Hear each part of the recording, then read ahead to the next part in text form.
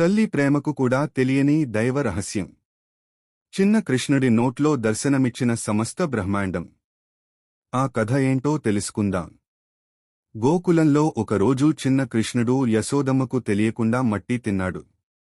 అది చూసిన బలరాముడు వెంటనే తల్లివద్దకు వెళ్ళి, అమ్మా, కృష్ణుడు మట్టి తిన్నాడు అని చెప్పాడు. యశోదమ్మ కోపంగా కృష్ణుడిని పిలిచి, కృష్ణ, నిజంగా మట్టి తిన్నావా? నోరు తెరువు అని అడిగింది. చిన్న కృష్ణుడు భయపడినట్టు అమాయకంగా నటిస్తూ నోరు తెరిచాడు.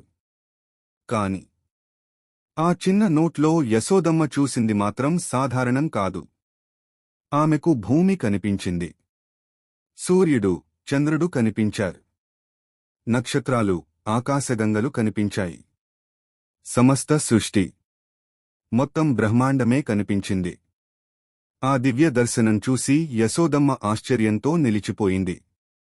ఈ చిన్న బాలుడు నా కుమారుడు మాత్రమే కాదు, సాక్షాత్తు పరమాత్ముడే అని గ్రహించింది. కన్నీళ్లతో చేతులు జోడించి తన కృష్ణుడికి నమస్కరించింది. అయితే ఆ పరబ్రహ్మ మళ్లీ అమాయక బాలుడిలా నవ్వుతూ తన తల్లిని చూశాడు.